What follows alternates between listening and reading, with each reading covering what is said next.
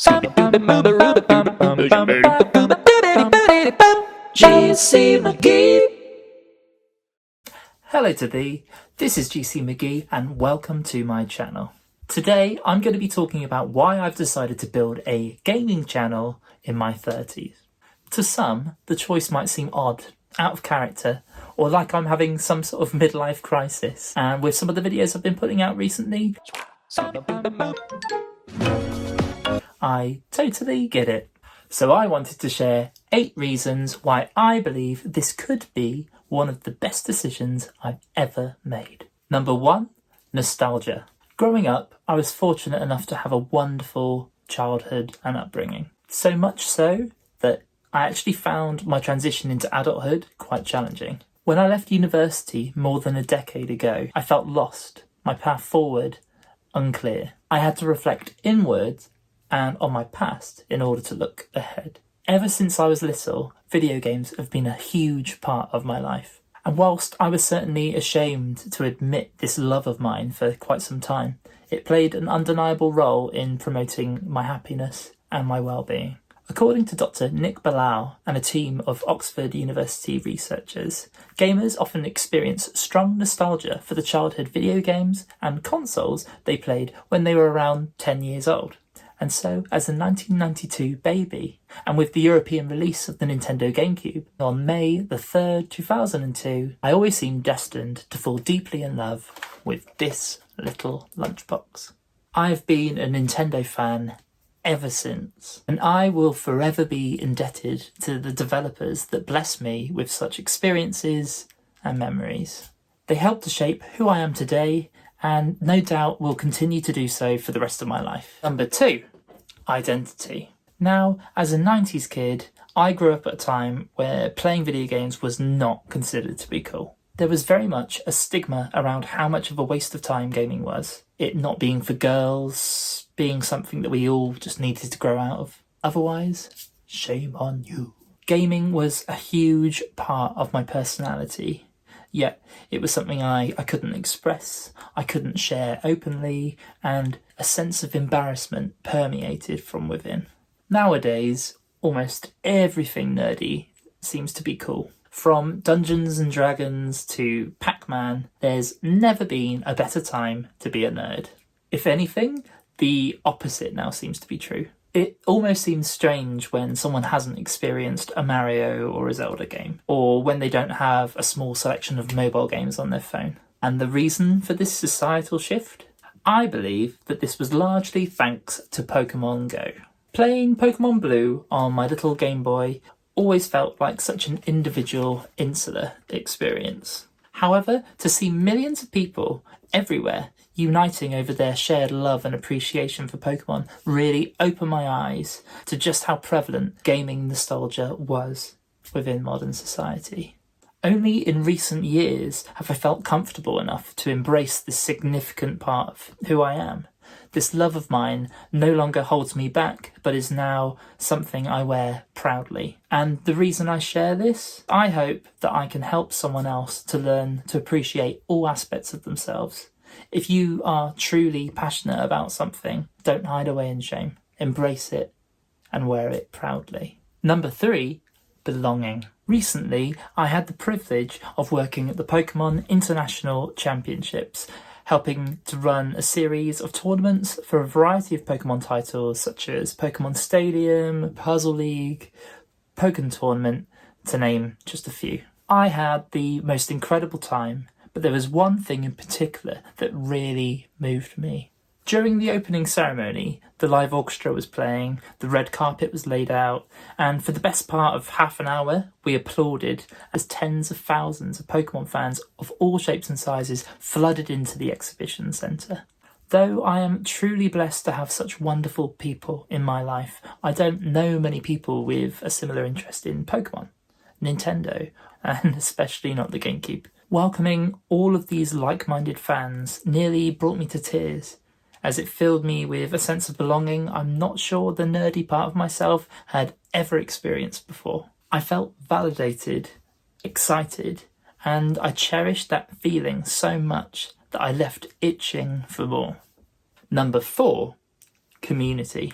A Upon leaving the Pokemon International Championships, that itch led to a strong desire to establish my own community of like-minded Nintendo-loving fans, appreciating the old whilst embracing the new. As I did not know many people in my personal life that shared these similar interests, it made sense to broaden my horizons and take things online. One of my day jobs is teaching esports at a local sixth form college. The more I learnt about the industry and about live streaming in general, the more I was left wondering, why am I not doing this myself? With so much love and passion for all things Nintendo, it was time to be more involved and invested in a community I care about deeply. Number 5, preservation. An older friend of mine once shared that the first time he laid eyes on Sonic the Hedgehog, he could recall thinking just how realistic the game looked to him. That really blew my mind. But similarly, I can recall the Nintendo 64 era, a time when 3D was very much in its infancy. The graphical improvement and generational leap from the Nintendo 64 to the Nintendo GameCube was astounding.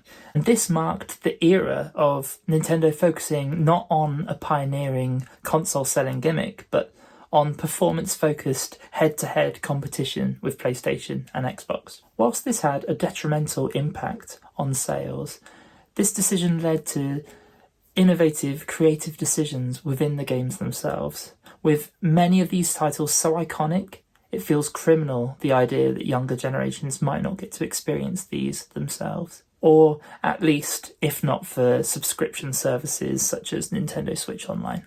Many of these games are hard to find. They're obscenely expensive and simply inaccessible unless emulation is your jam. But not experiencing the media the way it was intended to be experienced, not using original hardware, just doesn't do it for me. And this seems to be the case for many others too. And with my ever-growing collection of Nintendo GameCube games, I just can't wait to share some of these titles with you on stream. Some of these classics I haven't even had the privilege of playing myself just yet. So often I hear the sentiment, oh, I wish I could experience that game again for the first time. But sharing someone else's first playthrough, I like to think that it might just be the next best thing. Even if, to some, game preservation means merely honouring the roots and inspirations of our favourite games today, we have the responsibility to preserve the games we love and ensure that our favourite games are eternalised forever. Number 6, parenthood. As a father of 2, I have the honour of introducing my love of video games to my boys. Whether I'm introducing them to some of my old childhood favourites or watching the latest Nintendo Direct together, it truly is an incredible thing to share together. Gaming has had such a presence and importance throughout my life, especially during some of my darkest days, that I am a huge advocate for what this media platform could mean to my own children. If gaming can mean to them, if but only half of what it has meant to me, then they're well equipped for the future, with the most imagination-building, community-driven, immersive method of escapism, I think, known to man, available at their disposal. And with the world as it is, we very much need this source of escapism and these passion projects more so than ever before. Number 7, passion. Jim Carrey once delivered a speech about his late father, of whom, despite longing to be a comedian, dedicated his entire working life to a job that he despised in order to financially support his family, though the cost of his happiness didn't pay off. And when Jim was 12, his father lost his job and the family fought to survive. Jim famously said, "You can fail at what you don't want, so you might as well take a chance at doing what you love." I too have felt the pressure to do what I thought society expected of me. I secured a job that didn't really make me happy, but it paid well and I stuck at it to support my family. But it wasn't right for me, and I failed. And it took me losing that job for me to humour my passion projects, to rediscover my self-worth, and to embrace what best I had to offer in this world. Shortly after the career change, I was blessed with several music and gaming opportunities, but most notably, I got to work at the Nintendo Switch 2 Experience in London. And despite my lifelong love of gaming, it took several Nintendo employees recognizing my knowledge and passion for gaming for me to come to the same realization myself. My main passion lies here, and I have since had the privilege of representing Nintendo on several occasions. The reality is, I am passionate about this and what I have to share with the community. And if you are truly passionate about something, humour that, don't give up until you've at least tried. It might just be your calling, and it's likely to be what you do best. I just wish I'd listened to Jim a little bit sooner. And lastly, number 8.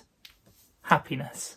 According to Mo Gawdat, happiness can be expressed mathematically as your perception of the events of life minus your expectations of how life should be. If events meet or exceed your expectations, you feel happy. In contrast, if they fall short, unhappiness arises. He emphasises that happiness can be a choice, and he encourages us to adopt a mindset that prioritises reality over expectations, ultimately leading to a more fulfilling and joyful life. From years of research, he discovered that the key to happiness is simply finding the time to do something you love every single day. And in short, I have chosen to prioritise just that. I love video games, I love music, and I love being part of a community. I try not to set expectations along the way, and I welcome wherever this new venture takes me. And if you would like to join me along the way,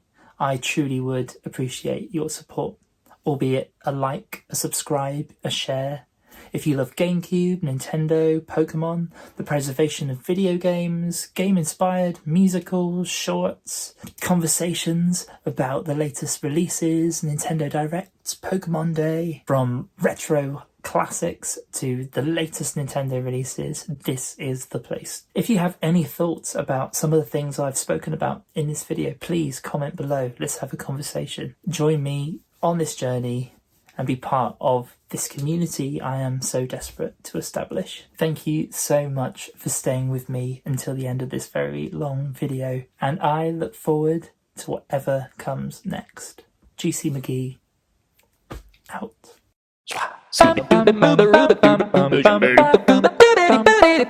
GC McGee.